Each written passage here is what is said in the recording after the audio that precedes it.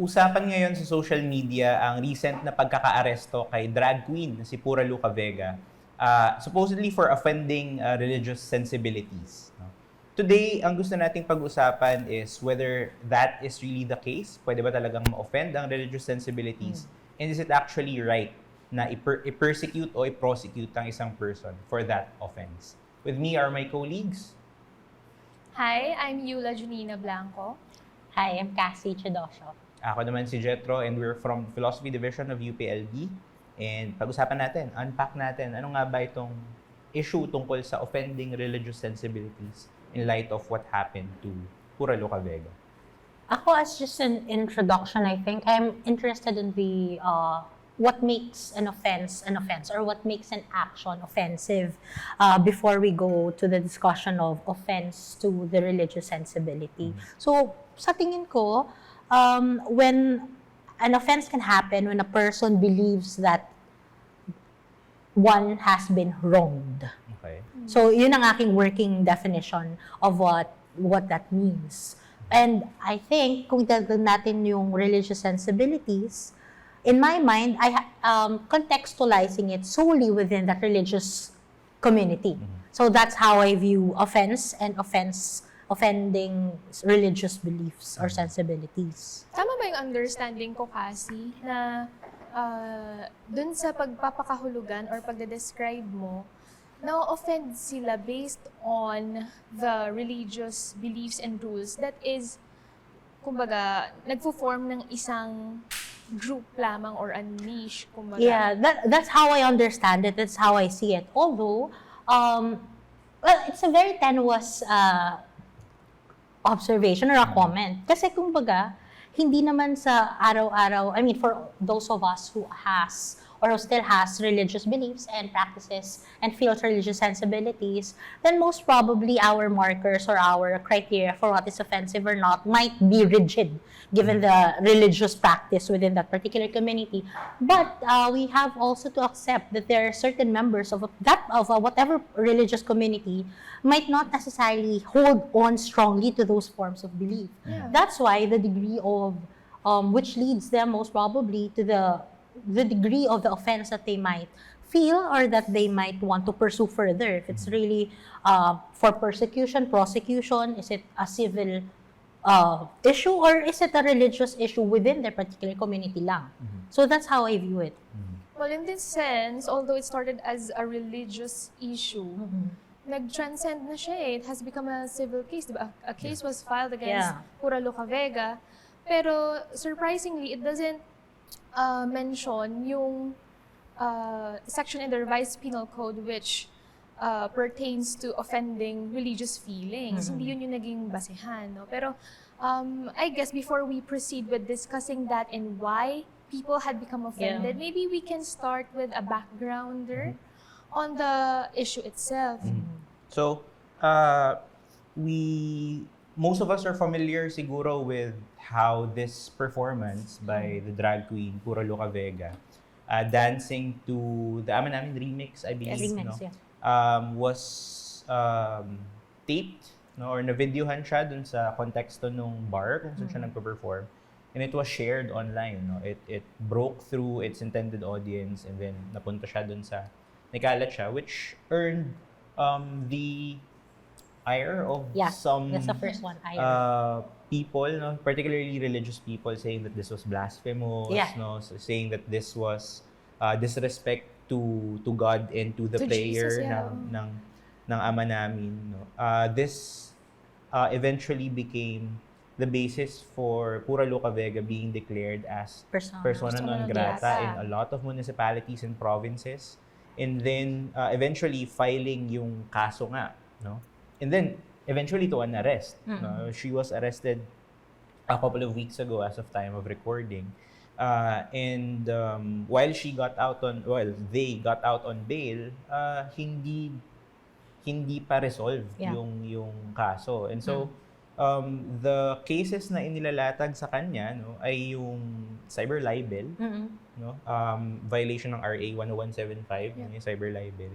And then yung yun nga, presumably lahat ito nanggagaling dun sa pagiging offended or pagiging nabastos na feeling ng mga religious folk that their prayer or that their deity was misrepresented or so yun siguro yung background natin.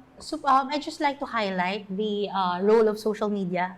I think if it was supposed to be a show that's supposedly for that particular group of people, then the role of the showing of the videos and then sharing it online might have taken a part with how it was received by other people from other sectors. And I think the other one is that we might also want to think about the song is already a remix, right? So it was a new information for me, but if it's already a remix, I was wondering why was the existence of the remix not offensive, and what made the performance by Pura offensive? So what barriers did it cross for a lot of these faithful of the community to express their dismay that way, for them to enough for them to file a libel case, or for any other case, a civil case, and for some provinces to declare them as persona non grata. Or one after the other, biglang nagsulputan. But if you're going to consider it, tama bang gawin yon just because a religion was offended or some religious believers were offended? Kasi that feeling of being offended is a lot of steps farther away from being punished by the law because you have offended some people and offended some religious feelings in this case. So, interesting makita at i-unpack kasi like you mentioned, Cassie, the remix has been present for quite some time.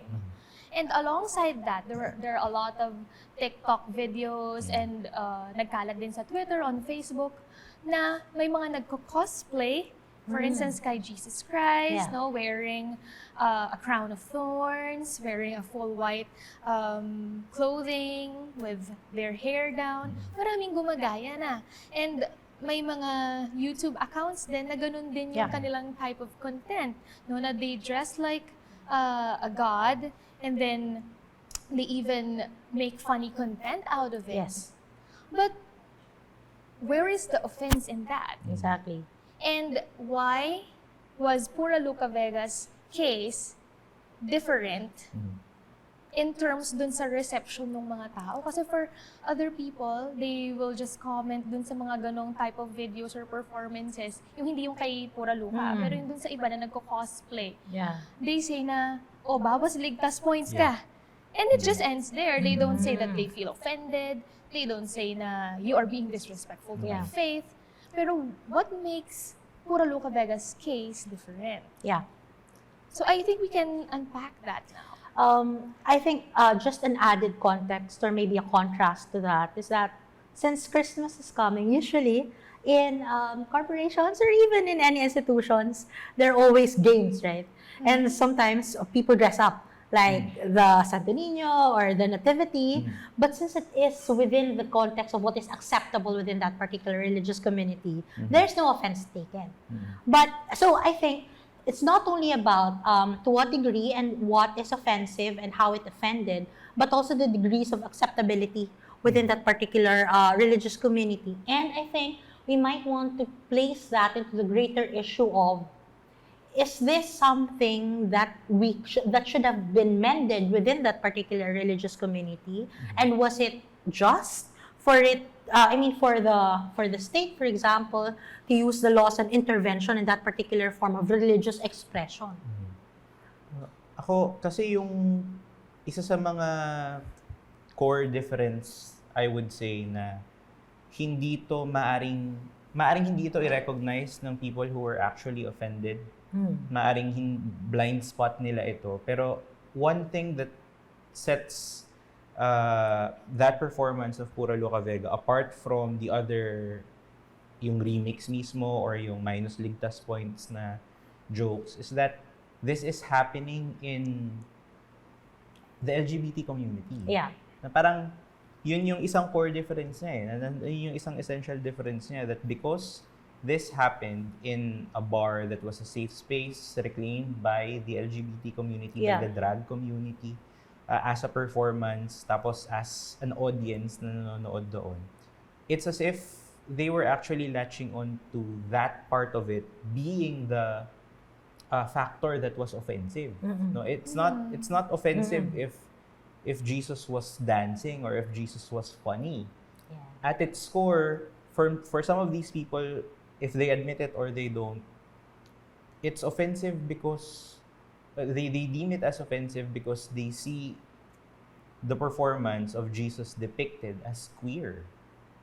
And I think that's or a queer depicting yes, Jesus. oo. The acceptability there shifted. That's why it was. I exactly. understand. Yes, Yeah. that's why there might have been some confusion. That's why there might have been another confusion that it is an offense. I'm just assuming here, but I think one of the things that we can also learn from unpacking this phenomena or this case is that maybe it's time for religious persons to review and reflect on what their religious sensibilities are and their religious beliefs. How much of it is based on their particular community? How much of it is based on their doctrine? How much of it is based on their own personal relationship and expression of faith with their God? So I think if one has that reflective and rational capacity, maybe such immediate outcry of offense might have been mitigated or at least rationalized within their particular community. And alongside that, mahalaga rin sigurong questionin o i-rethink kung ano ba yung mga tinuturing ng mga religion na to na acceptable at hindi. Especially in the context ngayon na tinatry isulong ang karapatan ng mga LGBT. No? So, maaring tingnan natin, mas mag-reflect tayo, ano ba yung mga biases na mayroon tayo? What does the church teach us about those beliefs or in relation to those biases? Kasi it was a very good point that you mentioned, Cassie, earlier when you said something about acceptability. And yung sinabi ni Sir Jetro about it being performed by someone queer. Because the queer is unacceptable to a particular faith, then that makes it offensive. Kasi makikita natin kahit sa TikTok, nakita nyo ba yun? Yung mga pare at madre na nagsasayaw din along the same songs or same remixes ng mga religious songs. But it wasn't deemed offensive because these are acceptable people. These are nuns and priests. Or kahit yung, let's say, straight men who dress themselves up as Jesus Christ. It's not in the realm of the unacceptable. No? Pero once it was performed by someone part of the LGBT or queer, it raised so many eyebrows. No? Kasi parang, this doesn't look right. Exactly. I think it's also criticism against religious institutions that I hope they take as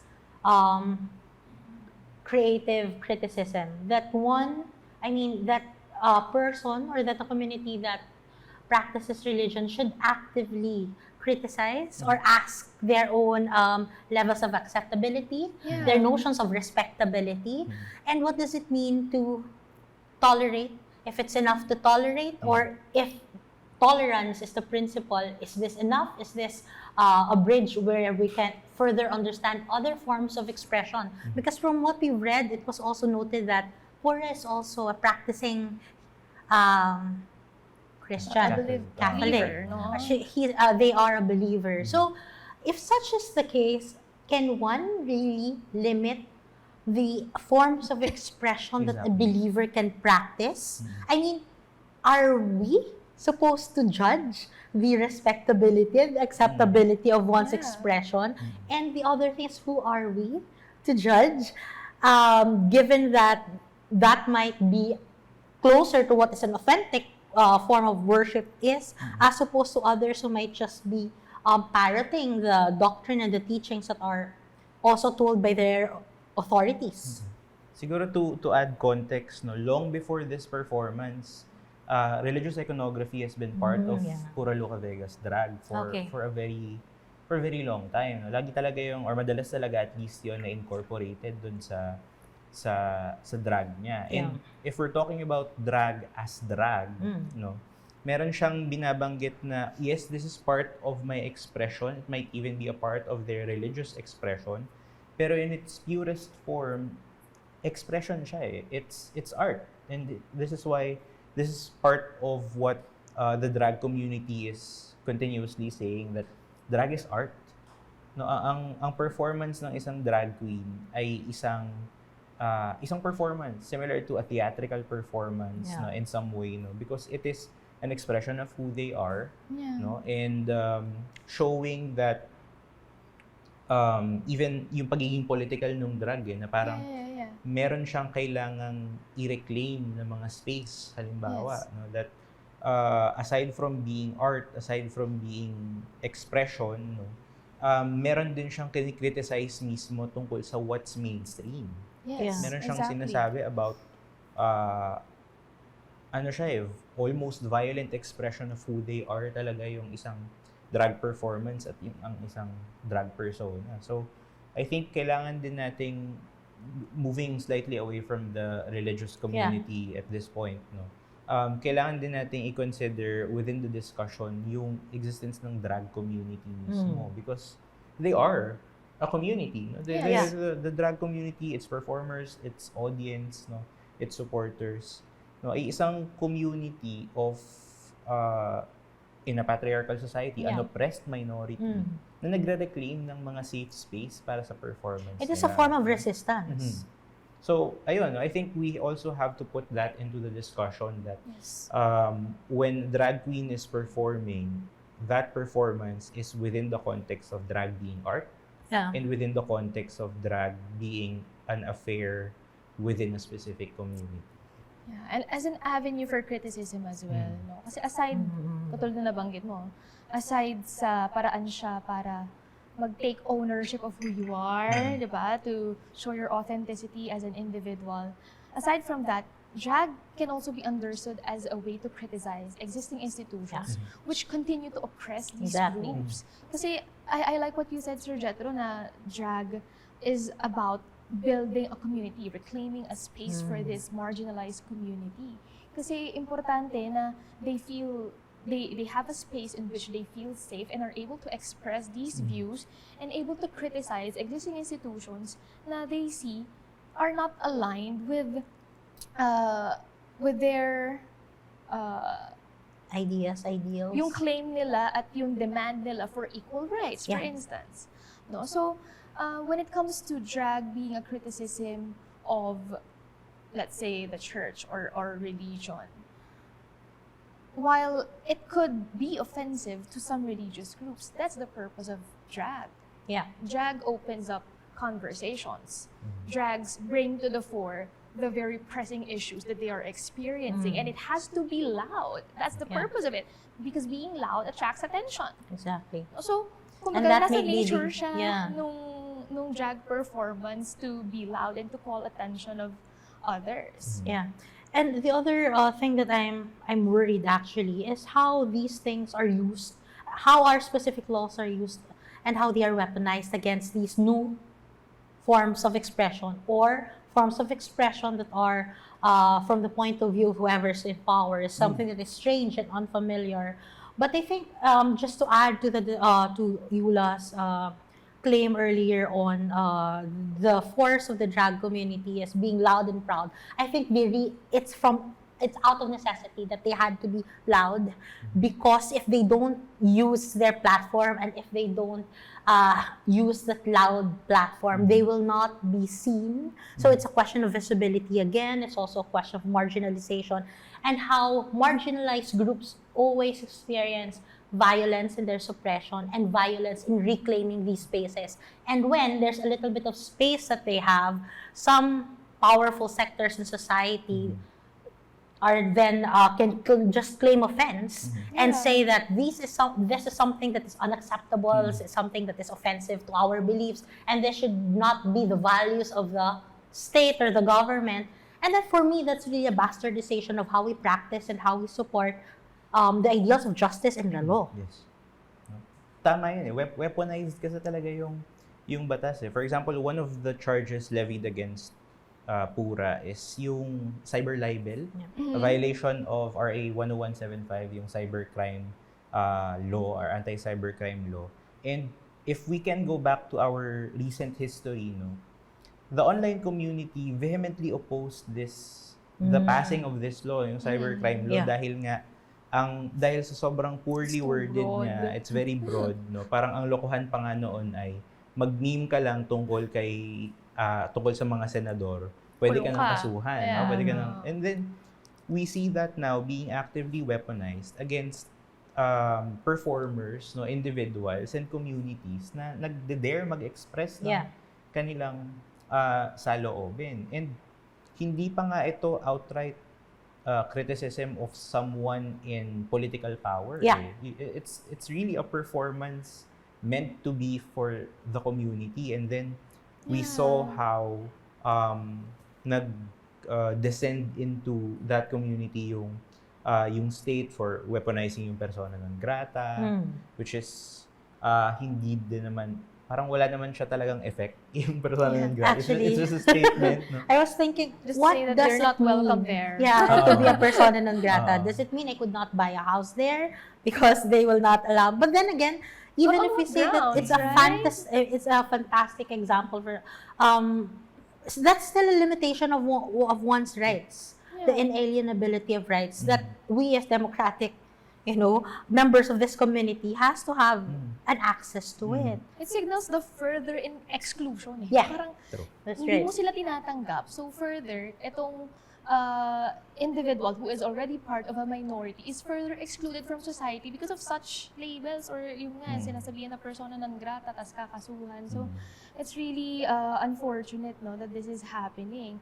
But what does this say? I think magandang pag-usapan, what does this say or what does this communicate to us? Now, when a religious group becomes offended, it can be a punishable crime. What does that say and what implications does that present?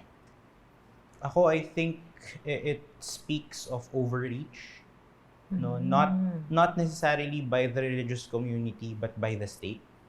Na nagiging overreach siya of yun nga yung mandate niya which is to protect the freedom of expression, yung mandate niya which is to protect the citizens. Pero in doing so, nag-overreach siya na parang ultimo yung mga expressions of art, personal expressions, ay papakialaman na. Yeah. It's as if, and I saw this sentiment among the community na parang ang sinasabi ng Estado actually sa atin by saying na, look, kaya namin magpapunta ng pulis sa bahay nyo, kaya ka naming ipa-aresto. It's the state telling you, stop being who you are. Oh, yeah. And that's something that's antithetical to the idea of a democratic society where you should be free to be who you are, to express how you want to be. First and foremost, yung state, di ba, they should be protecting that very freedom, that very right. Pero parang baliktad, it's very ironic, no? And also from just a metaphysical point of view, it's as if anyone outside our understanding of who we are, especially if we are in positions of power, is the only template of what is supposed to be a good human being. Which I think limits the whole discussion of what the good can be and what the good life is. And I'm wondering where this fear of difference is coming from. Is it the difference between the I and the other? The I and the other who is not within a community that I am part of. So maybe as a parting message to our audience this afternoon, what can we say about our own responsibilities as spectators who is also involved passively from the case of Puraluka? Ako, siguro, one thing that I would share is there's a poem about the slow demise of democracy. I forgot the title. Pero it's along the lines of first they came for the first they came for the communists, then the unionists. And then if we apply that in our context, no, pwede natin siyang sabihin na first they came for the drag queens. Yeah. And I didn't care because I was not a drag queen. Yeah. And then sa dulo, no, then they came for me, and then there was no one left. So parang yung solidarity na kailangan nating i-manifest within an entire community that's asserting for our right to be. Yeah. Not to be anything, but to be. Yun yung isang importante. We join these communities, we interact with these communities, and we recognize that these communities are communities of human beings. Yeah. So yun yung tingin kong kailangan nating i-inculcate as an attitude for us. For me, I think we might want to open up our own acceptance of what is delightful. Because there are certain forms of expression that we do not necessarily use for ourselves, but might be delightful in the form of liberation for other people who are a part of our community. That's meaningful for them. So for me, we have to protect it because that is also part of our responsibilities, not just as spectators but also as human beings. Siguro aligned na rin dun sa nabanggit kanina na freedom of expression. And freedom to feel, freedom to be. May karapatan naman ma-offend ang mga tao. Yeah, We're not of saying course. that it's wrong to feel offended. Yes. But that there is a big gap in between being offended and penalizing someone because someone has been offended. So, we have to look at that gap and see ano yung mali doon. How do we bridge that gap and how do we create more just laws and policies para makatulong sa pag-develop ng public good instead of the persecution of a few minorities or groups in society. And alongside this, I am reminded of Karl Popper and the paradox of tolerance. Because to me, what this communicates, itong pagkaso kay Pura Luca Vega, it communicates the intolerance of the church or the religious groups sa ganong kind of criticism or performance. We don't even know the nature of that. It can be questionable whether it's done as praise, whether it was done as criticism. But regardless, it communicates that because they are offended, it warrants criminalizing someone and they become intolerant of something. Yeah. And creating laws to the same effect speaks of intolerance. But Karl Popper says that it seems na for us to see the value of tolerance, we have to be intolerant of intolerance. Because not being intolerant of intolerance would defeat tolerance itself. Yeah. Which is, if we're going to look at our diverse and pluralistic society, it is essential. No? Hindi naman tayo iisa ng utak, iisa ng relihiyon, iisa ng pananaw, iisa ng identity. No? So we have to recognize these differences and work together to engage in a fruitful discourse and dialogue. Yun yung kailangan eh. Feelings of offense, we can resolve that not by penalizing someone agad-agad, no? Pero we can create discussions, no? Yung intercultural and interreligious dialogue, it would lead to further understanding between and among those camps. So, that's it. For now, siguro maganda na ituloy pa rin natin yung discussion in different forms and in different avenues. Pero for now, this is what we have to say on offending religious sensibilities with regards to the issue on Puro Loka Vega.